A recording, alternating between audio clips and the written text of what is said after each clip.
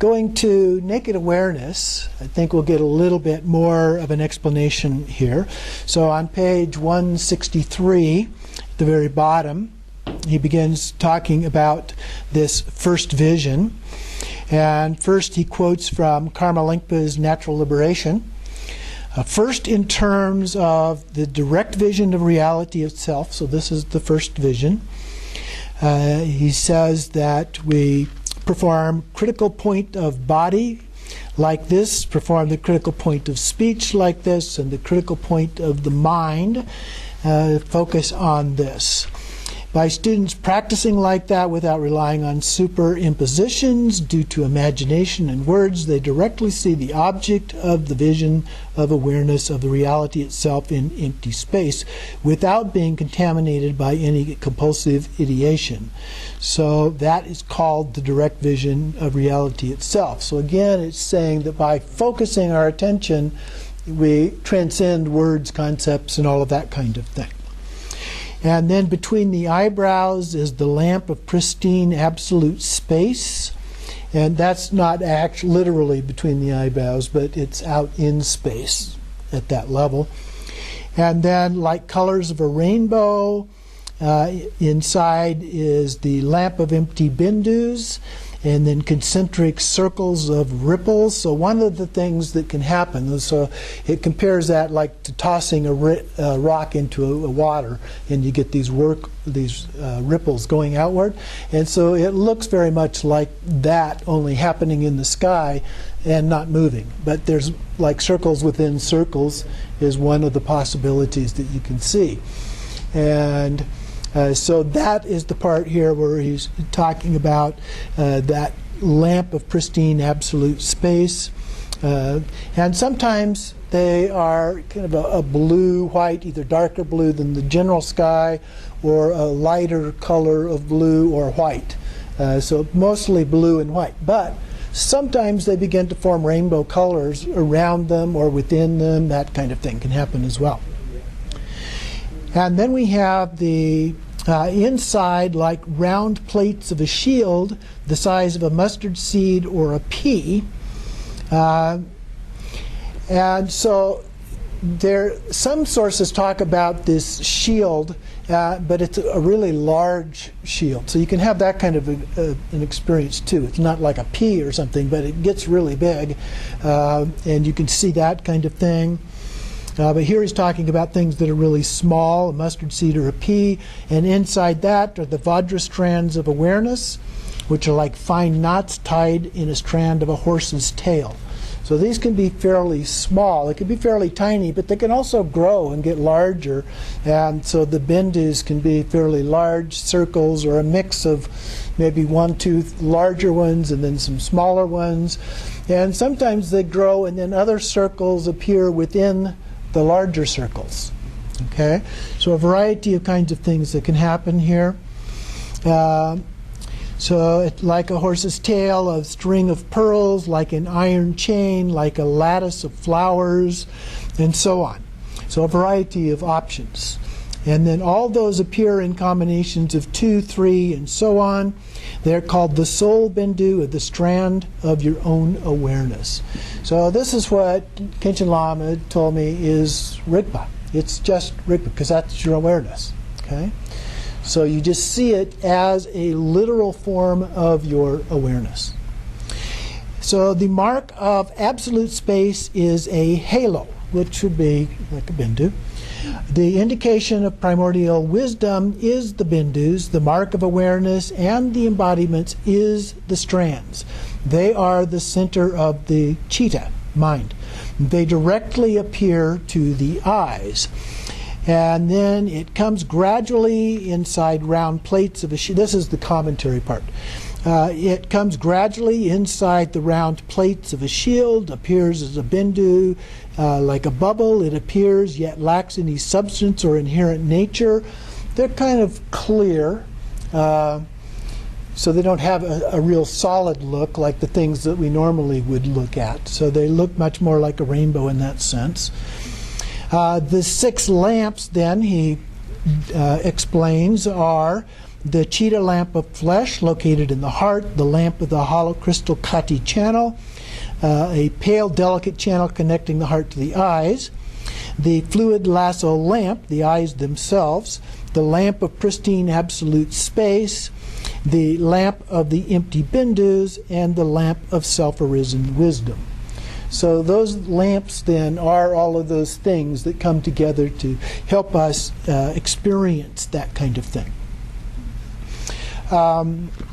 Then he goes on and goes through and gives some examples with different colors here.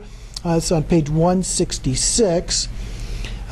He talks about seeing a dark blue light, the empty nature of your own awareness as the primordial wisdom of absolute space, or Dharmadhatu, and Vajrasattva with his consort. In some cases it would be Akshobhya, and sometimes the colors change a little bit in terms of interpretations of the five Buddha families, but this is what we were looking at last time with the five Buddha families. And then a yellow light, it's the empty nature, primordial wisdom of equality, Ratnasambhava and his consort. With a red light, it represents the primordial wisdom of discernment, with Amitabha and his consort.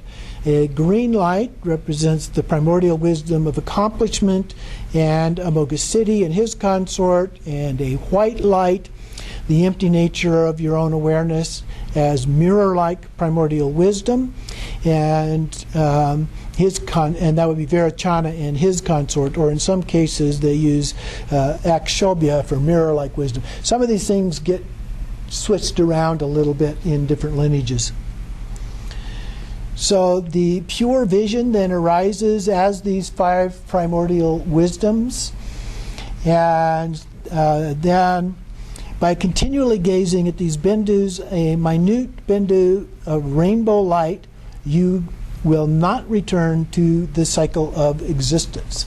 So he's saying that once you've attained this level, it's like going up through the bhumis, and it's level 7 or 8. You attain a level where you can't go back, okay, or you don't go back. So this is a little bit like that. You attain a level where of attainment and realization where you can't go back to a lower level one at that point. In Circle of the Sun, we get a little bit different view of this. It's fairly brief, but it's very concise and helpful. So it's on page 53, the vision of manifest dharmata. In dharmata, manifest dharmata can also mean direct perception of the innate nature. So here we have starts talking about mansions of light. So sometimes they can begin to take on appearances of structures and so forth. Also circles, the empty bindu, chains, which are the display of awareness of the kayas. And then a little bit, or from time to time, these displays, seeing them from time to time is called commencing. And then knowing how to watch them correctly and seeing them fully is called establishing. And then seeing them without difficulty is called perfection. So kind of stages that we go through in the process of doing this. Some of the signs it lists here. Seeing something like the body of a tortoise placed in a basin. So a tortoise shell would be kind of round, and in a basin, the basin would be round, so that's kind of the circles inside of circles thing. And then you have no desire to depart from postures of the three kayas. Effortlessness is again one of the signs associated with this. This one shows ripening of the vase empowerment. Speech becomes like a mute, so being free of ordinary talk and other utterances is the secret empowerment. And the mind being like a bird caught in a snare is like thought that arises embodied by awareness. So these are special signs. And then he talks about some ordinary signs. Genuine devotion for the master as a Buddha.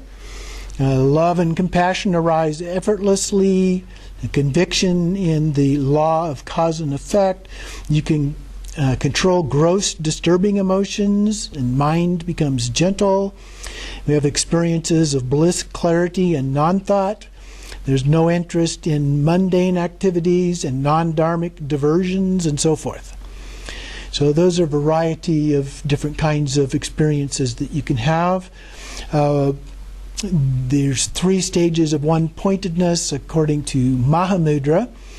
The manifest dharmata is free from infractions or breaches of one's samayas. And then there's, at this point, we've reached a stage in which there's a continuation of rebirths,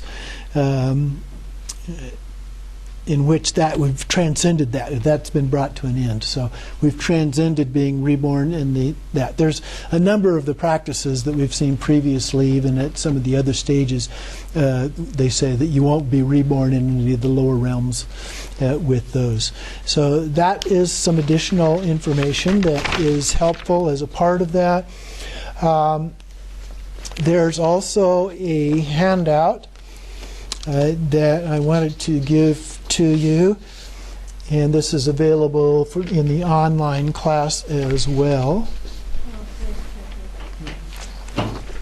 This covers all 4 of the visions, and I've consolidated a number of different sources here to give you a more solid overview of how various practitioners look at this. So it's divided into 3 columns. So we have outer visions, the inner true self, and ordinary signs. So the first one is the only one we're going to look at today. We'll look at the others as we move through these. So the first one is direct perception of reality itself. And so in terms of the outer visions, we look into space free of clouds. So this is sky gazing. The bindus appear moving, but over time they begin to stabilize. You'll begin to see things like hands and faces. These are signs of compassion. Rainbows, empty bindus, vajra chains, all of which we've been talking about today.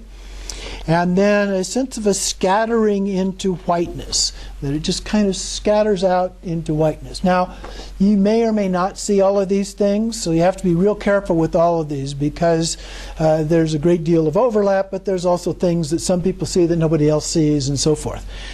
So we have to be a little bit careful about that kind of thing, and expecting to see things that you don't, and you begin to wonder, well, what's wrong with me? What am I doing wrong? There's nothing wrong. Okay. Then in terms of the inner true nature, we have awareness without other. All is mind. Okay, so we're just beginning to see that it's all awareness. And then thoughts projected and return as self-display, insubstantial like space. So it's just the projection outward in a manifest form. And then directly ascertaining suchness. Now, we've talked about suchness a number of times, and we've used other words like dharmakaya and so forth to explain that, but it just is. You're just looking out, and it just is. Okay? You're not labeling. You're not trying to say what it is. You're not saying, oh, there's a tigli, or oh, there's a vajra chain, or anything like that. You're just seeing whatever's there. And then abide in emptiness, even when dreaming. Okay? So that's another sign that takes place in another context, so we can see how we are doing there. And then some ordinary signs, things that go on in our daily lives that give us a hint about how we're doing here. Devotion to the Lama as a Buddha, no interest in mundane activities, exerting yourself in virtue and avoid non-virtue, love and compassion arise effortlessly, control of gross afflictive emotions, experience of bliss, clarity, and non-thought, a lightness of body, feeling that everything is insubstantial and evanescent, and voice like a mute. So those are all examples of things that you might see in everyday life related to your progress in terms of your actual practice. So I hope that in that sense you find some of these other things to be very helpful to you as you go through and do these practices. Now, the last thing that I wanted to share with you today in terms of resources is a little bit about this book, Luminous Heart of Inner Radiance. And these are drawings, most of them in color, from two artists who did the Togal for vision practice over a period of retreat over 7 years. And so it'll give you a sense of the kind of things, and I'll pass this around so you can see some of them, but it'll give you a sense of some of the kind of things that you might see. And again, this certainly does not mean this is what you will see as a part of it. This one is, I think, a pretty good one. Here's an example of the bindus, inside circles with a little bit of color attached to them. If you can see closely enough, there are some other little things going on, some of which look a little bit like floaters, but other things that might be there. There's some bindus without the color on them. Here's one that is much more elaborate in terms of the images that appear with that.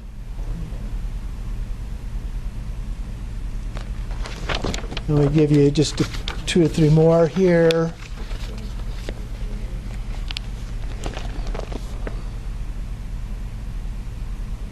Basically same as the first one, but in a couple of them you begin to have a shape that takes form.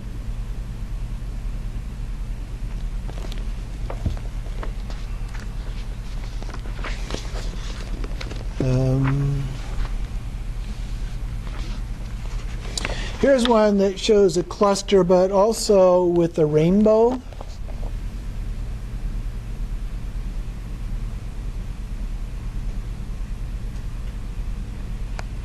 Now, the one thing I will say about it in my experience is that the rainbows aren't quite that intense. Okay? They're a little more watered down than that, a little bit more like rainbows that you typically see when you see rainbows, or even lighter than that sometimes.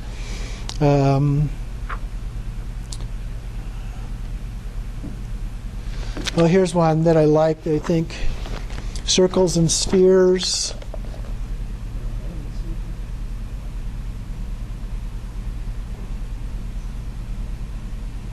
Okay. Yeah. So those are just some examples, and if you want to get a copy of the book to look at it, the only thing I would say again in terms of that particular book is don't expect that that's exactly what you're going to see. It gives you some ideas of what you might see, but you may see some things quite different from that. In terms of the advanced stages, my experiences have been quite different than what they show in there. So they can be fairly significantly different in terms of these things as well.